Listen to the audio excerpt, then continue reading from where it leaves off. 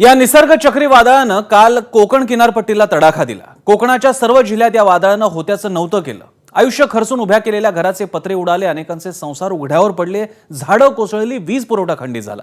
तळहाताच्या फोडाप्रमाणे जपलेल्या बागा भुईसपाट झाल्या। अनेक गावांचा एकमेकांशी संपर्क तुटला। अशाही परिस्थितीत एबीपी माझा तुमच्यापर्यंत प्रत्येक बातमी पोहोचवत होता। हरिहरेश्वर मध्ये सुद्धा एबीपी माझा धडकला होता। या वादळापाठोपाठ या वादळात एबीपी माझाचा एक प्रतिनिधी अडकला। तब्बल 36 तास विजय केसरकर संपर्कहीन होता। या काळात त्याचा ना ऑफिसशी संपर्क झाला, ना घरच्यांशी बोलणं झालं। हरिहरेश्वर मधल्या या 36 तासांचा थरार जसा त्याच्यावरती गुदरला, तसाच तो आम्हा सगळ्या एबीपी माझाच्या सहकाऱ्यांसाठी सुद्धा तितकाच कठोर होता, त्रास देणारा होता, मनाला वेदना देणारा होता। आणि हाच वादळाचा साक्षीदार म्हणजे आमचा माझाचा शिलेदार विजय केसरकर आता एबीपी माझाच्या आमच्या सहकाऱ्यांच्या सोबत आहे। आता त्याच्याशी संपर्क झालेला आहे। पण आपण बघू शकतो परिस्थिती, ज्या परिस्थितीत तो अडकला होता त्याची दृश्य आपण बाजूला बघू शकतो। संपर्क नाही, झाडं उन्मळून पडलेली, गाव उठलेलं। आणि आता मी तुम्हाला ती दृश्य दाखवणार जिथे सुरक्षेसाठी आमच्या प्रतिनिधीला थांबावं लागलं, आसरा घ्यावा लागला, आश्रय घ्यावा लागला। ती ठिकाण कोणती होती, ते ठिकाण कोणतं होतं बघूयात। आमचा विजय केसरकर हरिहरेश्वर मध्ये थांबला होता तरी कुठे? ही ती दृश्य आहेत। विजयनं जसं जमेल तसं कॅमेऱ्याद्वारे हे शूट केलेलं आहे। त्याच्यात सुद्धा तो जिथे थांबला होता आपण कल्पना करू शकतो। त्याने पुरेपूर काळजी घेतली तो स्वतःची आणि कॅमेरामनच्या सुरक्षेची। पण जिथे तो थांबला होता तिथले सुद्धा पत्रे किंवा वरती टाईल्स असतील कदाचित उडून जात होते। आणि त्याही परिस्थितीमध्ये विश्वास, धाडस, धैर्य बाळगत आमचा विजय केसरकर या वादळाला तोंड देत होता। जिथे तो थांबला होता तिथली ही दृश्य आहेत। एक सुसज्ज अशी खोली आहे, पण त्या खोलीची काय अवस्था करून ठेवली पावसानं ते आपल्याला कळू शकतं। उत्तम प्रतीचं जिकडे सिलिंग आहे तेच जर का उडून जाऊ शकतं पत्त्याच्या बंगल्यासारखं, तर मग कल्पना करू शकतो कोकणातली ती साधी पत्र्याची घरं, कौलारू घरं, त्यांची काय अवस्था झाली असेल। हरिहरेश्वर मधलं हे ठिकाण आहे। आपल्याला कल्पना आहे हरिहरेश्वर हे तसं कोकणातल्या पिकनिकसाठी सुद्धा अतिशय लोकप्रिय असं ठिकाण आहे। मात्र पुढचे काही दिवस मात्र कोकणाने जिथे आधीच कोरोनाचा कहर झेलला तिथे आता या चक्रीवादळाची आसमाने सुद्धा कोकणाला सहन करावी लागली। ही दृश्य आपण बघतोय। थोडक्यात एखादा माणूस बचावला असेल तिथे, ज्या प्रकारे हे वरचं छप्पर डोक्यावरती पडलं असतं कदाचित, आणि त्यामुळे तिथे थांबणं सुद्धा अशक्य होतं। आपण फक्त कल्पना करू शकतो की रात्र कशी काढली असेल आमच्या सहकाऱ्यांनी।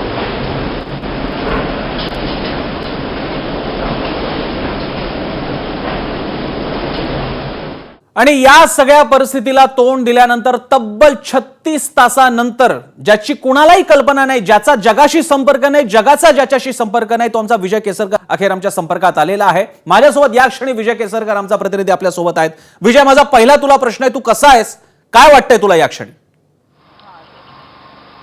प्रसन्न मी आता खूप सुखरूप आहे देवाच्या कृपेने की एवढ्या सगळ्या वादळातून देखील आम्ही वाचलो।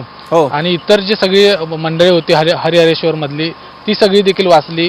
सुदैवानं कुठलीही जीवितहानी झाली नाही। वित्तहानी जरी भरपूर झाली असेल, नुकसान भरपूर झालं असेल, तरी कुठलीही जीवितहानी झाली नाही। किरकोळ दोघे तिघे जण जखमी झाले। मात्र त्याच्यानंतर जी घरांची पडझड झालेली आहे ती प्रचंड प्रमाणात आहे। नागरिकांना आधीच स्थलांतरित करून ठेवलं होतं, त्यामुळे तिथं कुठलीही जीवितहानी झाली नाही। सगळे सुखरूप आहेत, काही किरकोळ जखमी झालेत। मात्र ज्या ठिकाणी ठेवलं होतं त्या ठिकाणची देखील अवस्था प्रचंड बिकट झाली, कारण तिथले देखील पत्रे जे सिक्युअर जागा समजली जात होती, सुरक्षित जागा समजली जात होती, तिथले देखील पत्रे सगळे उडून गेले होते, सगळे उद्ध्वस्त झालं होतं। मी आता आहे तो सुखरूपपणे आहे। प्रसन्न, मला तुला हे विचारायचं आहे विजय, ज्यावेळी हे सगळं प्रकरण काल शेवटचा तुझ्याशी संपर्क मला जेवढा आपल्याला इथे माहिती आहे 2 वाजता शेवटचा संपर्क त्याच्या आसपास झाला असेल, त्याच्यानंतर तू संपर्काच्या बाहेर गेला, नेमकं काय झालं होतं, काय होत होतं हरिहरेश्वर मध्ये? प्रसन्न, सकाळी जर आपण बघितलं तर 2 वेळा लाईव्ह दिलं, त्यावेळी समुद्र अतिशय शांत होता। हळूहळू तो त्याची कूस बदलत होता। मात्र वारं आहे ते हळूहळू वाढायला सुरुवात झाली। जशा पद्धतीनं वारं वाढत होतं तसं मला श्रीवर्धनला यायचं होतं, म्हणून मी श्रीवर्धनसाठी तिथून गाडी आणि सगळेजण कॅमेरामॅन निघालो। की आपण श्रीवर्धनला जाऊया, तिथे NDRF ची टीम आहे, तर तिथं काहीतरी मोठं घडू शकतं इथल्यापेक्षा, म्हणून मी श्रीवर्धनला जायला निघालो. मात्र त्याचवेळी एक वाटेमध्ये फांदी पडली होती आणि तिथून आम्हाला युटर्न घ्यावा लागला. युटर्न घेत असतानाच आमच्या गाडीवरती एक मोठी फांदी पडली की फांदी फक्त त्या तारेंमुळे वाचली. तारेंमुळे ती फांदी पुन्हा वर गेली आणि त्याच्या खालून, म्हणजे एखाद्या चित्रपटामध्ये जसा सीन असतो तसा, कारण आजूबाजूची पूर्ण लोक आहेत ती किंचाळत होती. आम्हाला जी काल भेटली आज भेटली ती म्हणत होती तुम्ही वाचला कसे, कारण खूप मोठी ती फांदी होती की झाडाची त्या तारेवरती पडली आणि त्यामुळे आम्ही त्याच्या खालून निघालो. त्याच्यानंतर आम्ही वाटलं की नाही, इथंच खूप मोठं भयानक काहीतरी घडणार आहे, आपण थोडं आपल्या ज्या ठिकाणी आपल्याला थांबवलेलं आहे, लोकांनी सांगितलं की ही जागा सुरक्षित आहे, त्या ठिकाणी तुम्ही थांबा. तर त्या ठिकाणी आम्ही गेलो. त्या ठिकाणी गेल्यानंतर हळूहळू वादळाला सुरुवात व्हायला झाली, की वाटत नव्हतं की पहिल्यांदा की इतकं ते तीव्र असेल किंवा इतकं भयानक असेल. म्हणून आम्ही आधी थांबलो रूममध्ये, थोडं बघत होतो, शूट पण केलं. मात्र त्याच्यानंतर हळूहळू ते वाढायला सुरुवात झाली आणि ते इतकं वाढायला लागले की आमच्या जे सगळे होते रूम होती ती पूर्णपणे उडून गेली, त्याच्यावरचे सगळे सिलिंग उडून गेले, पूर्णपणे तिथला जो सगळा परिसर होता तो पूर्णपणे उडून गेला. आमच्या बाजूच्याच त्या इमारतीमध्ये सगळे गावातल्या लोकांना ठेवलं होतं, त्या घरावरचे सगळे पत्रे उडून गेले. सगळी तिथली जी माणसं होती, कारण वयोवृद्ध माणसांना खरं तर तिथून स्थलांतरित केलं होतं, नौजवानांना त्या ठिकाणी बचाव कार्यासाठी थांबलं होतं. मात्र ती सगळी ती या ठिकाणाहून त्यांना देखील भर पावसात तिथून त्यांना काढावं लागलं. आणि ज्यावेळी मला म्हणजे बरोबर 11:04 कुणाचाही कॉन्टॅक्ट झाला नाही आणि त्यावेळी हे वादळ इतकं भयानक झालं की मी ज्या ठिकाणी उभा होतो पोर्चमध्ये, त्या पोर्चमधून मला त्याने जवळपास 25 ते 30 फूट हवेच्या दाबानं पूर्णपणे घेऊन गेलं तिकडे, की दुसऱ्या बाजूला एका ठिकाणी पिलर होता, त्या पिलरला मी अशी घट्ट मिठी मारून उभा राहिलो की नाहीतर मला ते पुढच्या बागेमध्ये नेऊन त्यानं टाकलं असतं. इतकी भयानक ती दृश्य होती. त्याच्यानंतर जे कॅमेरामॅन होते, आमचा ड्रायव्हर सागर पाटील होता, या आम्ही तिघांनी एकत्र थांबलो. एकत्र थांबून सगळी जी परिस्थिती आहे ती बघत होतो. मात्र त्या एकूण वातावरणामध्ये जे मला 25 ते 30 फूट त्याने दाबत नेलं, त्यामध्ये पूर्णपणे संपूर्ण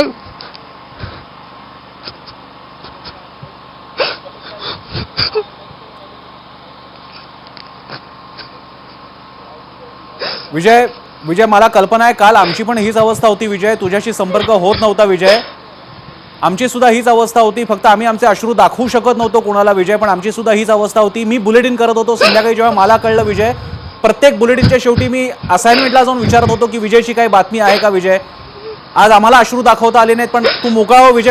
आम्ही कल्पना करू शकतो तुझ्यावरती काय अवस्था आलेली आहे. आज तू आमच्याशी बोलशील. काल खरंच मनामध्ये, आज मी पण तुझ्याशी अगदी स्पष्टपणे सांगतो, मनात शंकाची पाल चुकचुकली होती.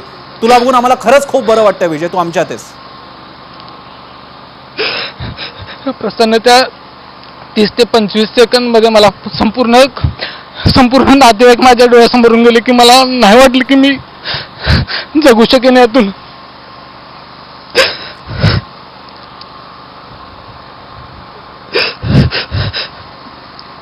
खूप भयानक होतं. म्हणजे आमच्या समोरची सगळी इतकी मोठी मोठी झाडं होती की जी हिरवीगार आदल्या दिवशी दिसत होती, ती पूर्णपणे कोसळली होती. कोण कुणाला सावरण्याच्या स्थितीत नव्हतं, कारण प्रत्येक जण उद्ध्वस्त झाला होता. समोरच्या घरातून फक्त आम्हाला एक आवाज येत होता की तुम्ही कुठे आहे, इकडे या, पण तिकडे देखील आम्ही जाऊ शकत नव्हतो. एक आमच्या ज्या रूम होत्या त्या रूमच्या बाजूला एक टॉयलेट होतं की जे बाहेरून येणाऱ्या लोकांसाठी वगैरे ते वापरायला देते, त्याच्यावरती पाण्याची टाकी होती. आम्हाला वाटलं की तिथं आम्ही थोडं सिक्युअर आहे, म्हणून त्याच्यानंतर आम्ही त्या तिघेजण त्या पूर्णपणे पाण्याच्या टाकीमध्ये जे टॉयलेट होतं त्या टॉयलेटमध्ये जवळपास 3 तास आम्ही त्या ठिकाणी बसलो की फक्त खिडकीतून बघत होतो की काय. आणि सगळे दारावरती इतर सगळ्या ज्या बाजूच्या बिल्डिंग होत्या त्या बिल्डिंगमधून सगळे पत्रे आहेत ते या प्रत्येक दारावरती येऊन आपटत होते. आमच्या टॉयलेटचं दार होतं त्याच्यावरती येऊन आपटत होते की नेमकं काय करायचं हे समजत नव्हतं. जवळपास 3 तास त्या ठिकाणी हे सगळं वादळ आहे ते घोंगावत होतं आणि वाटलं की एक वेळ इथून बाहेर पळत जाऊन दुसरीकडे थांबावं, पण बरोबर अजिबात शक्य नव्हतं, कारण ते परिस्थितीच अशी नव्हती कोण बाहेर पडेल, बाहेर बघायला देत नव्हते. इतकं ते भयानक वादळ होतं. प्रसन्न, विजय, मला कल्पना आहे काल आमची पण हीच अवस्था होती. विजय, आमची सुद्धा हीच अवस्था होती, फक्त आम्ही आमचे अश्रू दाखवू शकत नव्हतो कोणाला. विजय, पण आम्ही कल्पना करू शकतो तुझ्यावरती काय अवस्था आलेली आहे. आज विजय, मला कल्पना आहे, म्हणजे खरं तर मला मुळीच कल्पना नाहीये विजय, मला खरं सांगू दे, मला मुळीच कल्पना नाहीये की नेमकं तुझ्या बाबतीत काय घडलं असेल, पण थोडासा अंदाज मी लावू शकतो विजय. माझा पुढचा प्रश्न, म्हणजे जो प्रश्न, ज्या प्रश्नातून आम्ही सगळे गेलेलो, तो प्रश्न मी तुला विचारतोय. काल दुपारपासून सकाळपासून तुझ्याशी संपर्क तुटल्यानंतर प्रत्येकजण खासगीमध्ये कोणालाही जाहीरपणे न सांगता विचारत होता, विजयची काही बातमी आली का, कोण कुठून कुठे कुठे फोन करतंय, कोण जिथे जमेल तिकडे संपर्क साधायचा प्रयत्न करतंय. विजय, तुझं हे सगळं झाल्यानंतर, या परिस्थितीतून गेल्यानंतर घरच्यांशी तुझं बोलणं झालं का? तुला त्यावेळी काय वाटत होतं त्या परिस्थितीमध्ये? तू मगाशी तुझ्या डोळ्यात अश्रू आले, तू घरातल्यांशी तू कधी शेवटचं बोललास? काय तेव्हा भावना होत्या तुझ्या? ज्यावेळी प्रसन्न हे सगळं वादळ ज्यावेळी शांत झालं त्यावेळी अर्धा तास आम्ही तर बाहेर पडलो नाही.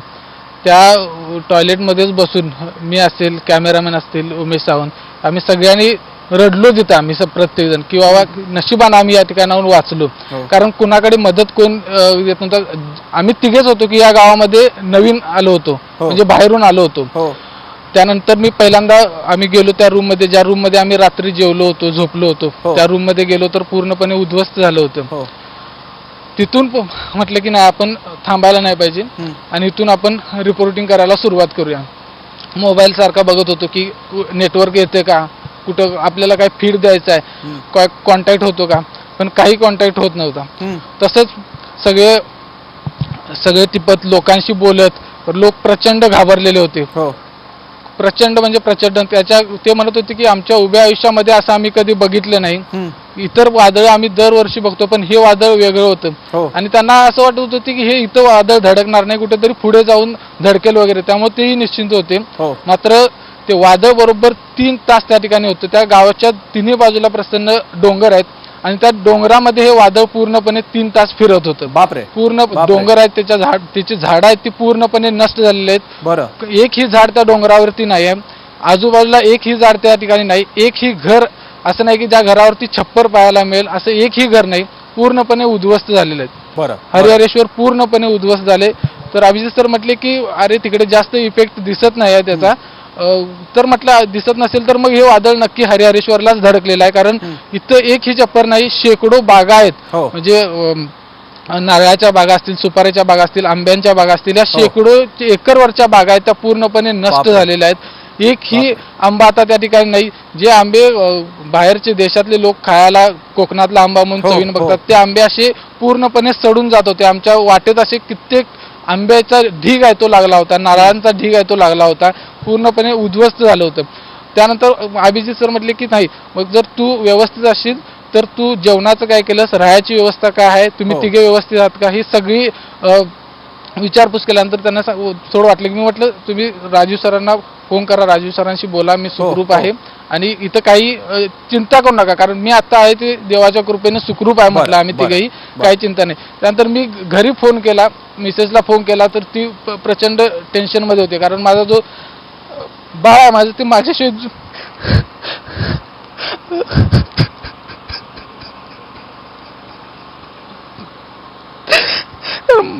त्याला रात्री झोप येत नाही.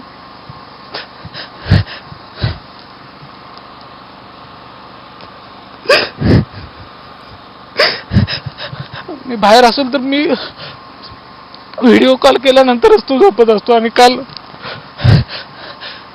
त्यामुळे ती देखील प्रचंड टेन्शन मध्ये होती. तिला एवढंच सांगितलं की म्हटलं मी सुखरूप आहे, मला दुसऱ्यांच्या मोबाईल मधून फोन केलाय, सुखरूप आहे. रिदान कसा आहे? बरं, ठीक आहे म्हटलं, अजून झोपला नाही पण झोपेल. साधारण 12 वाजता हे सगळे बोलणे झाल्यानंतर मग आम्ही प्रसन्न आमच्या रूम मध्ये गेलो सगळेजण. पण हा दिवस खूप भयानक आहे दिवस हा प्रसन्न. विजय, हा कालचा दिवस तुझ्यासाठी तर तुझ्या जीवनाची परीक्षा घेणारा होता, आमच्या सुद्धा सहनशीलतेची परीक्षा, आमच्या सहनशक्तीची परीक्षा घेणारा होता विजय. पण मी तुला खरंच सांगतो, तू जे भोगलं ते आम्हाला इथे कळू शकणार नाही, पण काल तुझ्यासाठी आमचा पण जीव इकडे तिळतिळ तुटत नव्हता. तुझ्यासाठी, आपल्या कॅमेरा पर्सनबद्दल मला तुम्हा दोघांबद्दल विचारायचं आहे विजय. तुम्हा दोघांना गावात गेल्यानंतरचं हरिहरेश्वर आणि त्यानंतरचं हरिहरेश्वर कसं दिसलं, आपल्या कॅमेरा पर्सनबद्दल सुद्धा सांग. शेवटी आज तोच तुझ्यासमोर उभा आहे, त्याच्याबद्दल सुद्धा कळलं पाहिजे.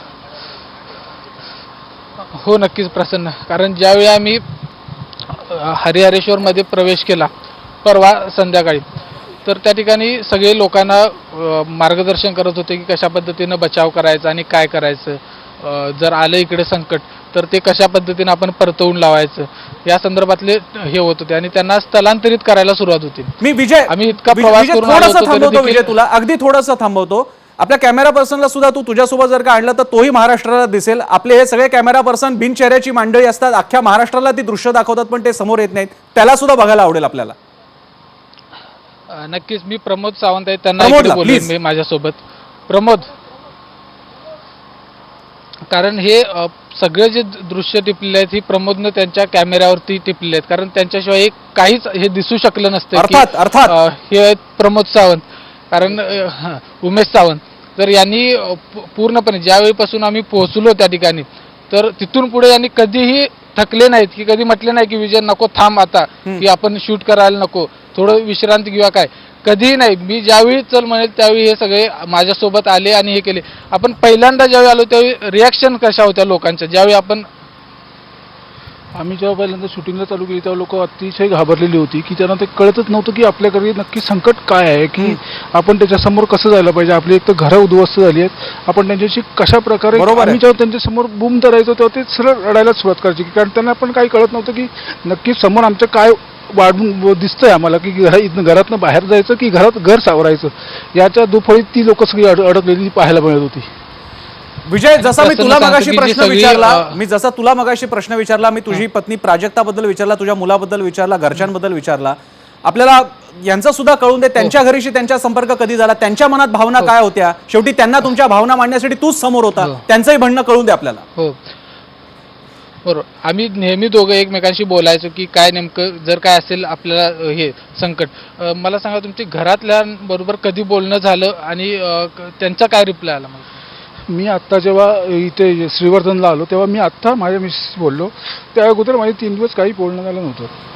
त्यानंतर मी फक्त एकदा जेव्हा निघालो होतो तेव्हा मी सांगितलं होतं की मी श्रीवर्धनला जातोय, मला तिथे थोडंसं काम करायचं पण मी निघून येईन परत. पण नंतर मला कळलं की इथं आता आपल्याला राहावं लागणार, कारण उद्या ह्या वादळाचं काही परिणाम होतील ते आपल्याला सगळ्यांना शूट करायचं. मग मी म्हटलं चालेल राहूया. पण मी घरात सांगून आलो होतो की मला जर आज ना आता आलं तर मी उद्या येईन म्हणून. पण मला दुसऱ्या दिवशी मला काही रेंज नाही मिळाली, माझ्याकडे मोबाईल स्विच ऑफ झाला. त्यानंतर मी जेव्हा आता इथे आलो तेव्हा मी माझ्या कलिगकडनं मोबाईल घेतला आणि मी आत्ता माझ्या मिसेसला फोन करून सांगितलं की मी सुखरूप आहे, घरी कुठे कोणाही काळजी करू नका, मी उद्या किंवा संध्याकाळपर्यंत परत येणार आहे. काय त्यांची रिॲक्शन काय होती वहिनी? ते वहिनी आधी थोड्याशा घाबरलेल्या होत्या, कारण कसं होतं की माझे 2 दिवस फोनच लागत नव्हते, मला कॉन्टॅक्ट होण्याचा प्रयत्न करत नाही, कारण का आपण सगळेजण एकत्र आलो होतो. मी त्यांना सगळ्यांना बोललो की मॅसेज सरांबरोबर जातोय, पण आपण सगळेजण एकत्र असताना आपल्या सगळ्यांचेच मोबाईल स्विच ऑफ लागत होते, की त्यांना तिकडे आज म्हणजे नेटवर्क नव्हतं, सगळे मोबाईल बंद, आपली कनेक्टिव्हिटी बंद होती, आपल्याला जाण्याचा प्रवास करण्याचे रस्ते सगळे बंद होते. त्यामुळे सगळे ते पण चिंताग्रस्त होते. पण मी जेव्हा आता सगळं काही अर्धा पाऊण तास जेव्हा बोललो तेव्हा ते आता कुठे सरळ म्हणजे म्हणायला लागलं की काळजी घेऊन काम करत जा म्हणून. तर प्रसन्न बघितलं की आज यांचा, कारण ज्यावेळी आम्ही काल रात्री बोललो, ऑफिसशी बोललो, मी माझ्या घराशी बोललो, त्यावेळी हे रूममध्ये गेले होते, ते याच टेन्शनमध्ये होते की काय. आणि ही जी रेंज आली होती अगदी 3 ते 5 मिनिटापुरती ही रेंज आली होती, जे ॲडव्होकेट त्यांनी स्वतःच्या घरातल्या फक्त एकट्याशी बोलले असते आणि म्हटले की तुमचं ऑफिसचं काम आहे तर ते कृपया पहिल्यांदा तुम्ही लावून घ्या आणि तुम्ही सांगा पहिल्यांदा. त्यांनी ते आपल्या कुणाशाही त्यांच्या दुसऱ्या नातेवाईकांशी बोलले नाहीत, काय नाहीत, आणि ते नंतर चेक करत राहिले की आपल्याला कधी रेंज येईल का. पण रात्री अजिबात त्याच्यानंतर रेंज आली नाही, काही आली नाही. विजय, ज्याला देव माणूस हा शब्द अनेकदा अनेक कथा कादंबऱ्यांमध्ये वाचला, मात्र अशी माणसं नेहमी अशा संकटातच समोर उभी राहतात. कोण कुणाचा असतो, रक्ताचा नसतो, मात्र तो आपल्यासाठी अगदी जीव सुद्धा द्यायला तयार होतो, आपली मदत करतो. त्यामुळे खरंच तुला जी भेटली ती देव माणसंच आहेत. मला तुला त्या माणसांबद्दल बोलतं करायचं आहे. हरिहरेश्वर मधली माणसं, हे उद्ध्वस्त झालेलं सुंदर गाव. विजय, सगळेजण पिकनिकला हरिहरेश्वरला जातात, तुला ते गाव कसं दिसलं, त्या गावकऱ्यांशी बोलताना काय जाणवलं तुला, काय सांगत होते हे गावकरी?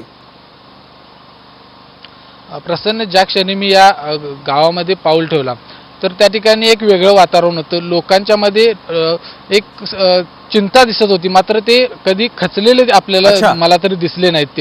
त्याने आल्यानंतर मला त्यांनी कुठं कुठं स्थलांतर केले लोकांना, कारण आम्ही 8:30च्या दरम्यान पोहोचलो. त्याच्यानंतर त्यांनी दाखवलं की आम्ही या ठिकाणी त्यांना स्थलांतरित केलेलं आहे. इथल्या या वाड्या आहेत आणि या वाड्यांमधली इथली ही सगळी लोकं, कारण ज्यांची जुनी घरं आहेत किंवा लहान घरं आहेत, कच्ची घरं आहेत, त्या सगळ्यांना त्यांनी शिफ्ट केलं होतं एका वेगळ्या ठिकाणी, एका वेगळ्या हॉलमध्ये. तर त्या ठिकाणी मी गेलो, त्यांच्या लोकांशी बोललो, मी त्यांच्याशी बोललो, बसलो त्यांच्याशी. जेवणाचं काय केलं त्यांचं, तर जेवणाचं एका ठिकाणी त्यांनी पॅकेट्स बनवले होते आणि ते पॅकेट्स त्यांनी त्या सगळ्या मंडळींना दिले होते. आम्हाला देखील त्यामधलेच त्यांनी 3 पॅकेट्स दिले होते आदल्या दिवशी जे आम्ही जेवलो ते. आणि सगळ्या ह्या माणसाने आम्हाला सुरक्षित ठिकाणी म्हणून एका उंच ठिकाणी ठेवलं. आमच्या बाजूच्या रूममध्ये पोलीस पाटील तिथं थांबले की काही अडचण आली तर यांना हे करता येईल. सरपंच आहेत ते, आणि हे जे हॉटेल होतं पहिल्यांदा जे आम्ही थांबलो ते गोकुळ हॉटेल म्हणून होतं, ते माजी सरपंच होते. त्यांनी पूर्णपणे काळजी घेतली की आम्हाला संध्याकाळी, म्हणजे गेलो त्या दिवशी रात्री देखील गरम पाणी येईल, जेवणाची पाणी आहे ते दिलं, कारण जेवण आहे ते गाववाल्यांनी आम्हाला पुरवलं होतं. पॅकेट सगळ्यांना जे स्थलांतरित केले होते लोकांना त्यामधले. ही लोक इथली खूप प्रचंड प्रेमळ आणि अतिशय म्हणजे मन लावणारी ही लोक होती. अतिशय म्हणजे जी म्हणतात ना की परक्या माणूस किंवा जे अतिथी आल्यानंतर त्याची जी काळजी घेतात, ते या संकटात देखील, त्यांना संकट समोर दिसत असताना देखील ते आमची काळजी प्रचंड घेत होती. कोकणाच्या माणसाचं तेच वर्णन आहे. नारळाच्या शहाळ्यासारखा असतो, वरून टणक असतो, पण आतमध्ये गोड मुंगशार असं खोबरं असतं आणि पाणी असतं. विजय, आपल्या सगळ्यांना त्याचं दर्शन झालं आणि त्या कोकणाच्या मागे आपल्याला उभं राहायचं. विजय, तू आयुष्यात अनेक प्रकारचं रिपोर्टिंग केलं असशील, अनेक कठीण परिस्थितीतून गेला असशील, अनेक ठिकाणी तू कदाचित अगदी हृदय कठोर करून रिपोर्टिंग केलं असशील, कदाचित समोर तुला ऍक्सिडेंट बघावा लागला असेल. कालच्या दिवसाला बघितल्यानंतर एक रिपोर्टर म्हणून आणि त्याच वेळी एक माणूस म्हणून आयुष्यभर तुझ्या मनात आता काही स्मृती कोरून ठेवल्या जाणार आहेत. काय वाटतं तुला, काय वाटतंय कालच्या सगळ्या प्रसंगानंतर, मनात काय भावना येत आहेत? प्रसन्न तर रिपोर्टिंग करता अनेक वेळा अनेक प्रसंग येत असतात. म्हणजे कोल्हापूरचा महापूर असू देत, जो भयानक होता, तो देखील आपण बघितला, संपूर्ण महाराष्ट्रानं बघितला की किती भयानक होता. मात्र त्याच्यापेक्षा देखील भयानक चित्र या 3 तासामध्ये जे वादळ आलं होतं, त्या 3 तासामध्ये प्रचंड भयानक चित्र.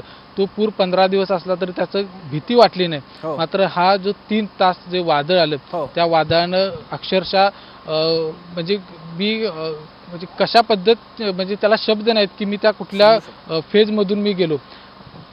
आणि हा क्षण आहे तो कायमपणे माझ्या आठवणीत राहील.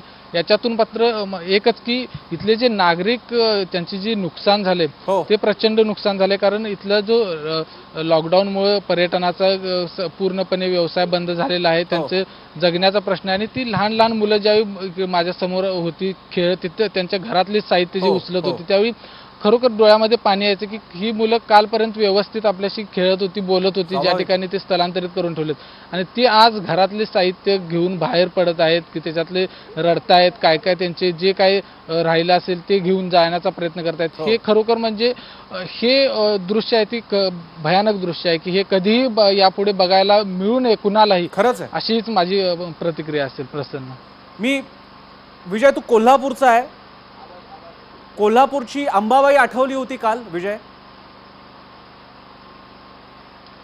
नक्कीच. मी कोल्हापूरची अंबाबाई, कोल्हापूरचा ज्योतिबा, हे सगळे मी प्रत्येक क्षणाक्षणाला पाया पडत होतो की या संकटातून तेवढं सगळ्यांना बाहेर काढ, की कधीही असं संकट येऊ नये. मी कितीतरी वेळा अंबाबाईला पाया पडलो, ज्योतिबाला पाया पडलो की जे आमचं कुलदैवत आहे, की कृपया करून मी पाया पडतो. म्हटलं इथून या सगळे जे वादळ आहे, हे वादळ तू, हे संकट, या सगळ्यावरचं संकट दूर कर, अशीच मी विनंती आहे ती वेळोवेळी करत होतो. प्रसन्न, विजय, काल आमच्या सुद्धा याच भावना होत्या कोल्हापूरच्या ज्योतिबापाशी आणि अंबाबाईपाशी की आमचा विजय सुखरूप परत येऊ दे. हे संकट तर आपण टाळू शकत नव्हतो, कारण ते येताना आम्हाला बघायला मिळत होतं, पण आम्हाला तू परत हवा होतास आमच्यामध्ये. आम्ही सुद्धा तीच प्रार्थना करत होतो.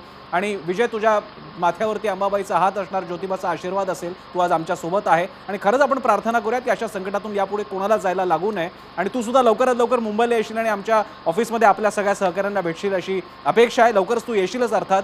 तुम्ही दोघेही काळजी घ्या, तुम्ही आणि आपले कॅमेरा पर्सन दोघेही काळजी घ्या. रिपोर्टिंगचा जो काय आता पुढचा भाग असेल तो पूर्ण करून, कर्तव्य पार पाडून तुम्ही परत यालच, त्यासाठी तुम्हाला शुभेच्छा. धन्यवाद विजय. तर हा होता आमचा सहकारी विजय केसरकर. आज तो एक रिपोर्टर होता, आज तो एक माणूस होता. रिपोर्टरपेक्षा सुद्धा एक माणूस म्हणून जास्त होता, कारण कालचा प्रसंग हा केवळ बातमीदारीच्या पलीकडे घेऊन जाणारा होता. कालचा प्रसंग तुमच्यातला कस दाखवणारा होता आणि विजयने त्या परीक्षेतून, त्या अग्निपरीक्षेतून तो पार पडलेला आहे आपल्या मनातल्या श्रद्धेने, माणुसकीने आणि आपल्यातल्या दुर्दम्य आत्मविश्वासाने. हे एक चित्र होतं की माणसाचा दुर्दम्य आत्मविश्वास त्याला कोणत्या पातळीला आणि कोणत्या परिस्थितीमध्ये टिकवून ठेवू शकतो, आणि हेच दुर्दम्य इच्छाशक्तीचं रूप कोकणामध्ये आपल्याला बघायला मिळतंय. आमचा रिपोर्टर तर आमच्यामध्ये आलेला आहे, पण अजून कोकणाची जबाबदारी अजून टळलेली नाहीये, ती आपल्या सगळ्यांना पार पाडायची आहे. या अपेक्षेसह या आमच्या खास वृत्तांतात आम्ही इथेच थांबतो. पाहत राहा ABP माझा.